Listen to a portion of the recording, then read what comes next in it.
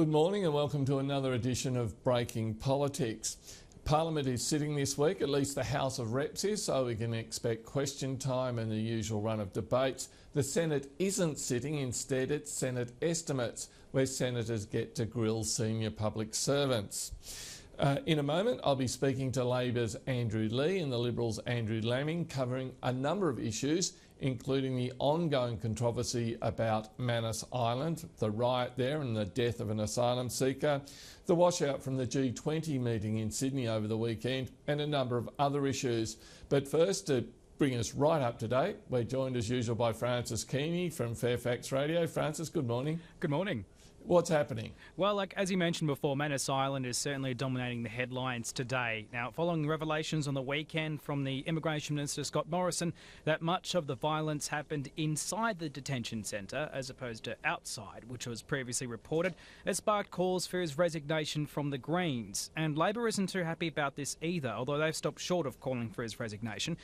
Labor Senator Sue Lyon says Scott Morrison has, quote, blood on his hands. Labor MP Kelvin Thompson believes that the minister is skating on thin ice.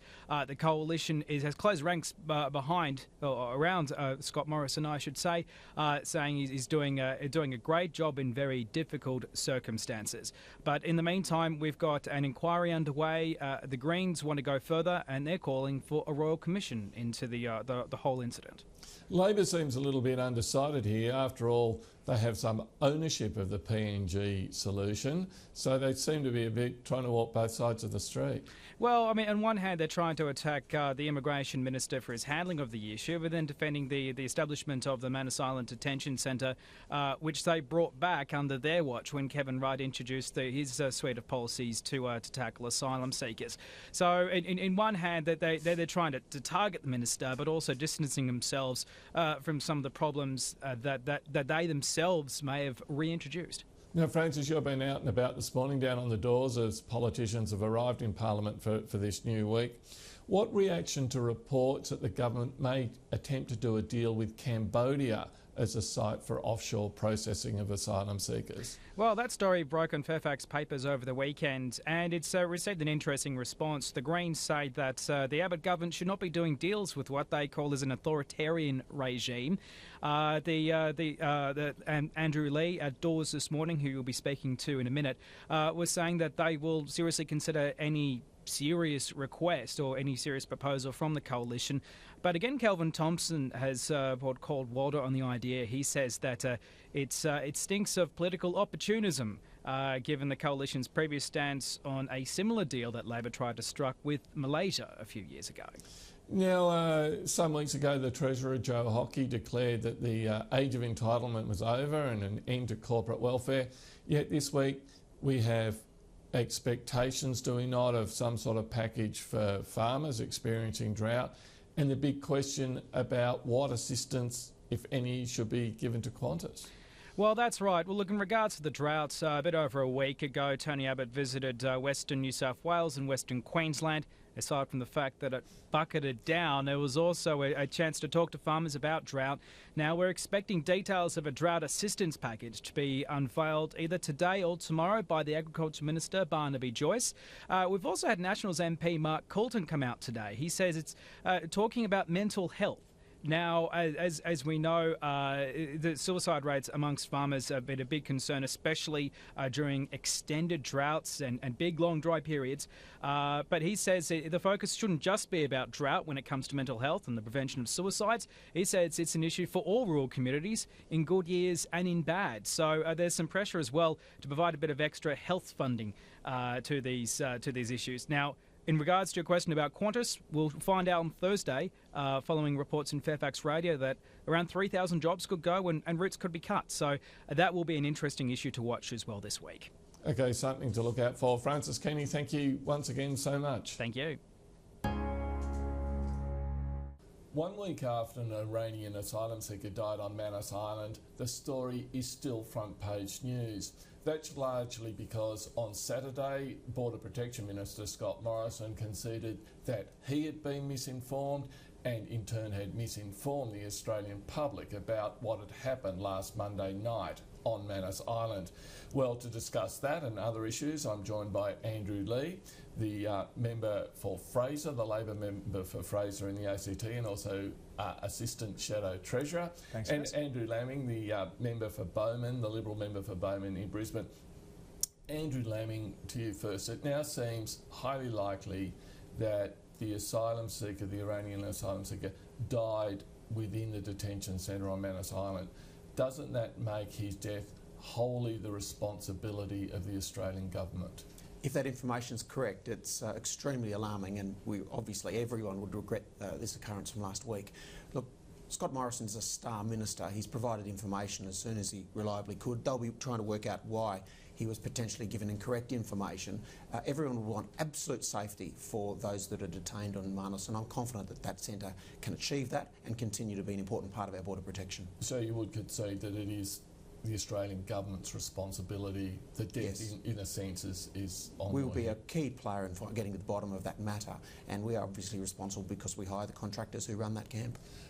And the matter that the minister was misinformed initially, that's also the responsibility of the Australian government, isn't it? Because it sets up the mechanisms and the management of the detention centre. And I'm sure the ministry will be getting the bottom of those, what actually happened as well.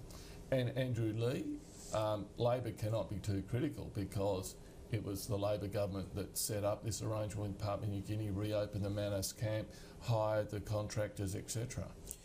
Manus Island is fundamental to the Refugee Resettlement Agreement, Chris, which saw asylum seeker boat inflows drop 90% prior to the election. But I'm concerned that the Australian people in Scott Morrison aren't getting a minister who's willing to front up.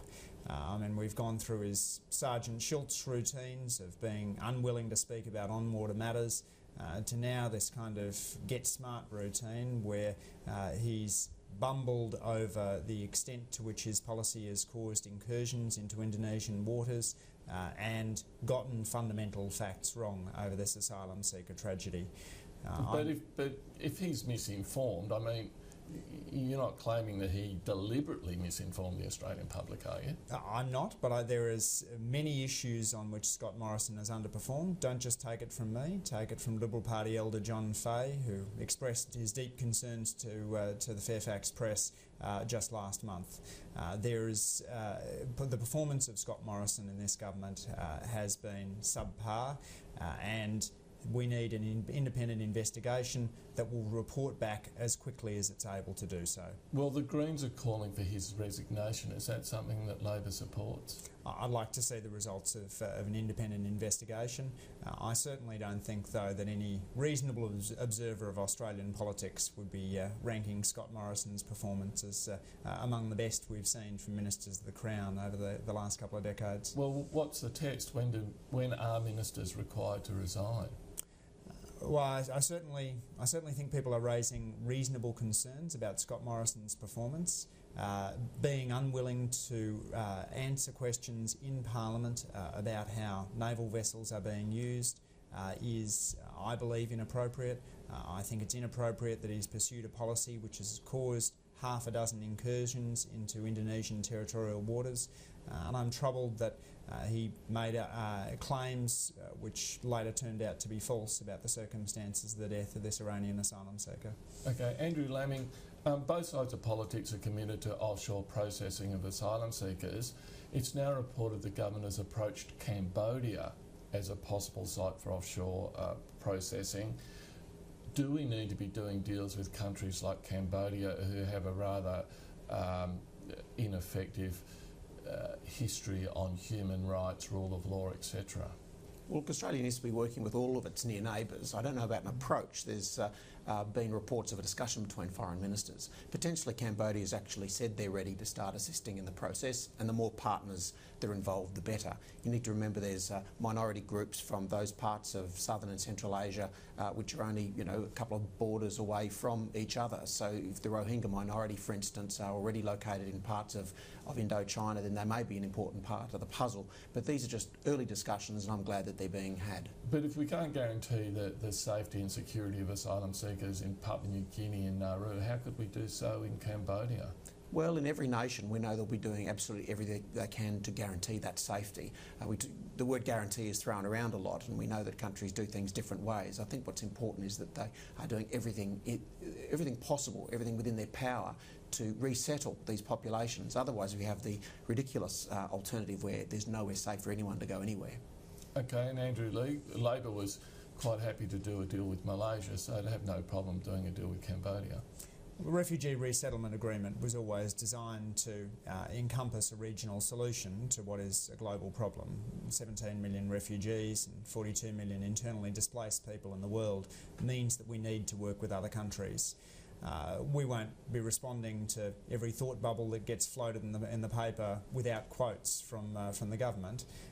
But certainly we will scrutinise any proposal that comes up and we'll be taking human rights concerns into consideration as we do so. Okay, if we can change subjects, the G20 meeting in Sydney over the weekend. Andrew Laming, this growth target, isn't this merely a motherhood statement? You'd be surprised if finance ministers were saying the opposite, we don't want growth. I mean, what's the point of it? Well, they've talked about 2% extra growth over 5 years, which obviously is just under 0.5% per year. It's good that our major trading partners are committed to building respective economies and the trillion-dollar dividends that could potentially flow. So they're on the same page. Don't forget this was a coalition election commitment to get our economy going again. I'm pretty glad that the other G20 nations hold a similar view. That's a big tick for Joe Hockey. But since when has any economy or government said we don't want growth? Well, it makes you wonder how you achieve targets apart from supportive policy to make it happen. It simply means, I think, that we're dealing with like-minded economies around the G20 table. That's good news. And Andrew Lee, you must congratulate, I guess, the Treasurer for pushing the issue of clamping down on international tax avoidance. I'd certainly congratulate him for dealing with the issue, Chris, but I'm concerned that he hasn't come forward with the full suite of proposals. Labor took a $4 billion package to last year's G20 on multinational profit shifting. Joe Hockey has come back this year with a $3.25 billion package. He's decided not to pursue $750 million of crackdown on multinational profit shifting, and he's decided not to pursue the transparency measures, which would have seen the biggest 200 companies report the tax that they paid as a way of prompting them to do the right thing. But isn't some movement better than none? Some is good, but if he's going to make this a signature issue, let's see him implementing the entire reform package. It's a bit like the growth target. Great aspirations, but we'd like to see the government actually walking the talk. Okay, the economy locally in Australia, Qantas's results are out later this week. There are reports that it's considering job cuts of between 1,000 and 3,000. Andrew Laming, does Qantas deserve government support, or is the age of entitlement over? Well, I'd like to see some of the restrictions around ownership and board directorships reviewed. I think there is a national conversation about that at the moment, which is important. Many of Qantas's competitors would also say that they're, not being the national airline is some form of disadvantage. So what do we want? We want a thriving aircraft sector in this country where airlines can compete globally. We know it's one of the toughest sectors in the world, and so sustainability, if it's not founded upon direct transfers from government, is probably the important target. Well, what are the limits here? What are the sort of things that government can consider, assistance it can consider giving to Qantas, and what you'd have to rule out straight away? Well, there's nothing we ruled on or ruled out, but there's a conversation around the restrictions around current legislation for Qantas. But we do know that the other major competitors of Qantas do have significant advantages in their own hubs. So effectively being an outlying-based airline like Qantas, we're always going to be disadvantaged over the large hubs operating out of Asia. If they're also getting favourable government treatment in their own airports, then that's a real challenge for us. Qantas operates in that space with great difficulty, and we're going to have to consider that fine balance very carefully. Andrew Lee, if the government does extend some type of assistance to Qantas, must it also extend it to Virgin and other competitors of Qantas?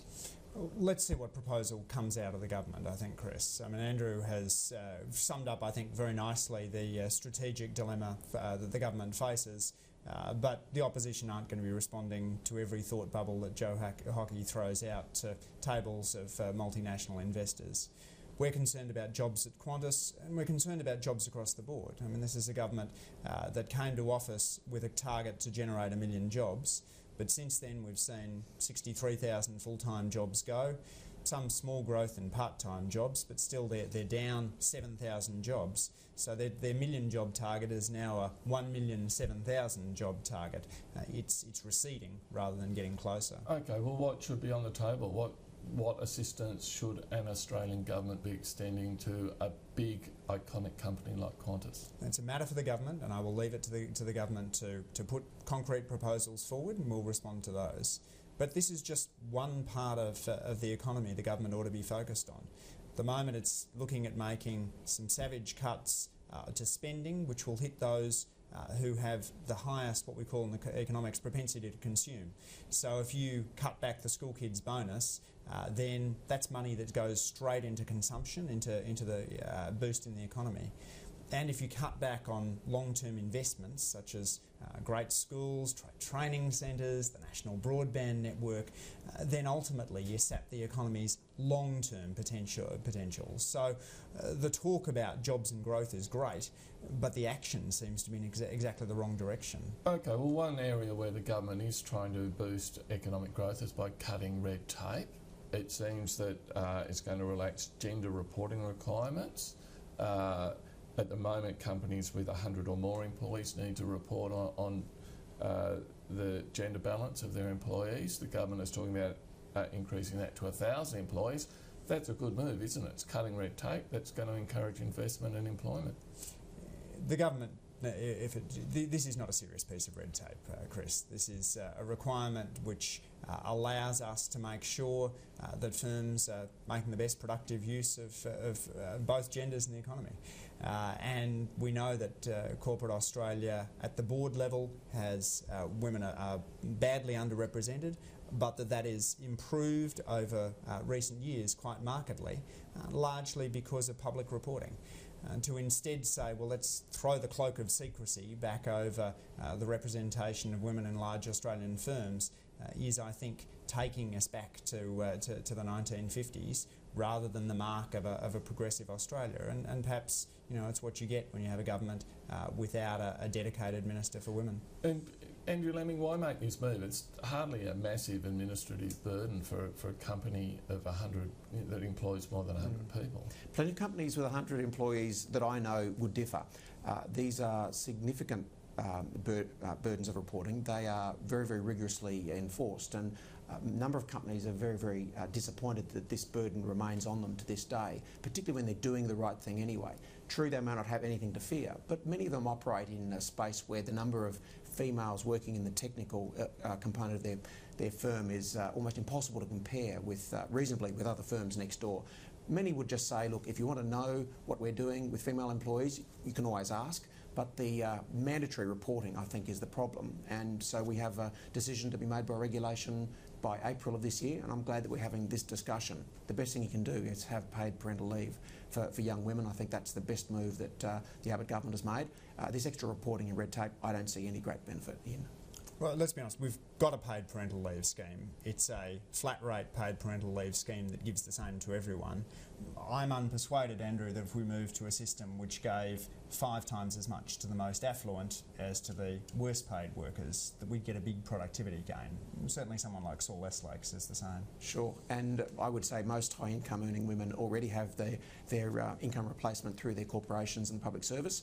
This legislation was about looking after mostly low to middle income earning women who at the moment in the private sector have nothing. So the legislation picks up that sector almost completely. Okay, gentlemen, I think that debate, particular debate, is one we're going to cover again before this year is out. In the meantime, thanks so much for joining us. Thanks, Chris. Thanks, Andrew. Thank you.